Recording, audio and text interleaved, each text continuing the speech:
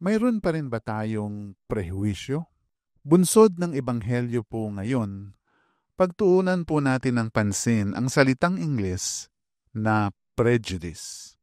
Holy Spirit, make my heart open to the Word of God. Make my heart open to goodness. Make my heart open to the beauty of God every day. Amen.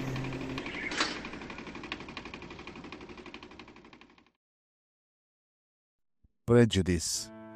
Tingnan po muna natin ang definisyon nito.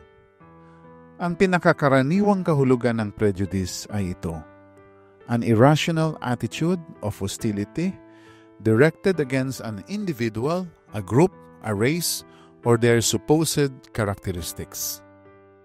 Ang prejudice po ay ang walang batayang pagkamuhi, pagkapuot, pagkalaban, o pagtingin sa tao, grupo o lahi o sa mga dapat daw na katangian nila.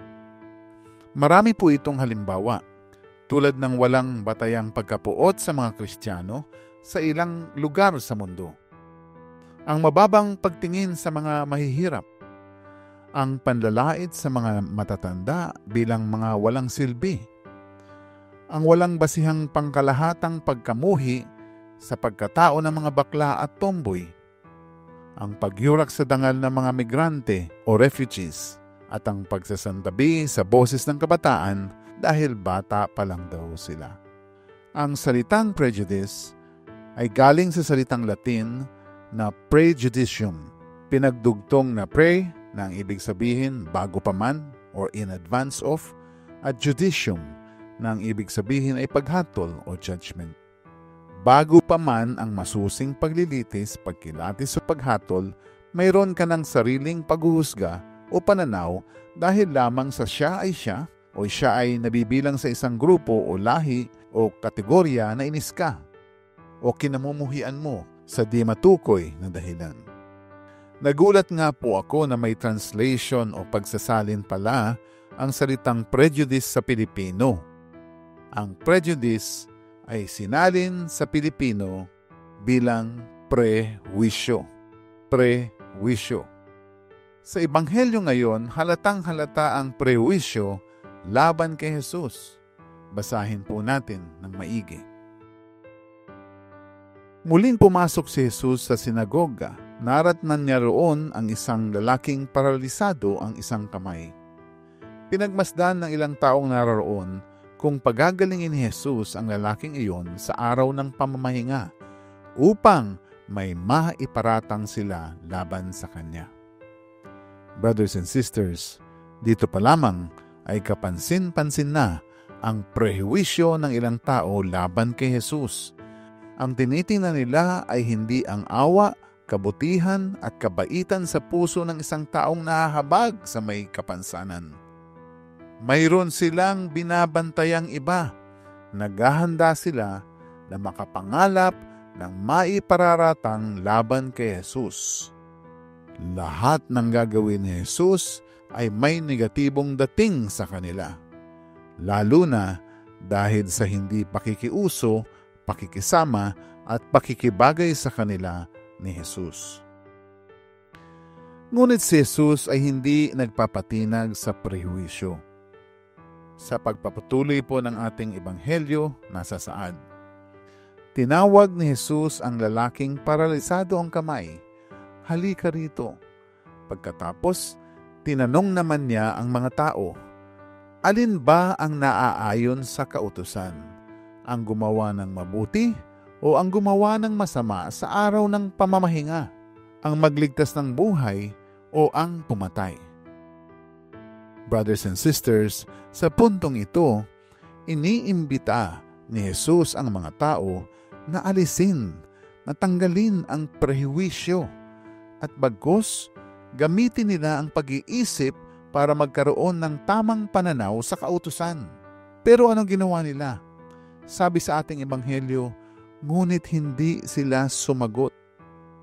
Isinantabi po nila ang hamon ni Jesus na tanggalin ang kanilang mga prehuwisyo. Kaya nga po, sa Ebanghelyo, tiningnan ni Jesus ang mga taong nakapaligid sa Kanya. Naggalit siya at nalungkot dahil sa katigasan ng kanilang mga puso. Brothers and sisters, hindi agad nakagagalit at nakalulungkot ang prehuwisyo.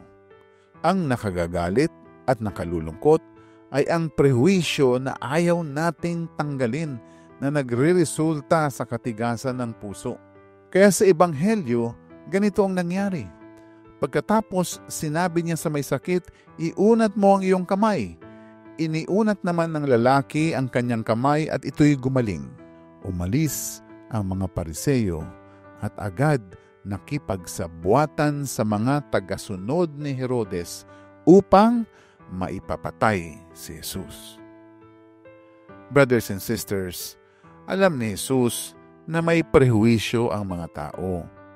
Hindi niya ito agarang kinukondena, subalit nais niya na tanggalin nila o huwag silang pakontrol sa kanilang prehuwisyo. Dahil ang kaisipan ng tao ay mabubulag ng kanilang prehuwisyo. Magiging matigas ang kanilang puso at ito ay makakasakit, makakapagbulid sa kasalanan, makasisira at makapapatay. Ika nga sa Ebanghelyo, umalis ang mga Pariseyo at agad nakipagsabuatan sa mga tagasunod ni Herodes upang maipapatay si Jesus. Kaya nga po, magpahanggang ngayon, ramdam na nakasasama ang prehuwisyo.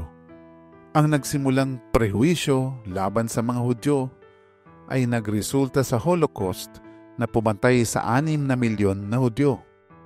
Ang nagsimulang prehuwisyo laban sa ibang mga lahi ay nagsipagresulta sa maraming democide, pagpatay ng lahi, o genocide at mass murders, na sa ngayon ay tinatayang nasa 170 million magmula lamang noong 1900 hanggang 1987.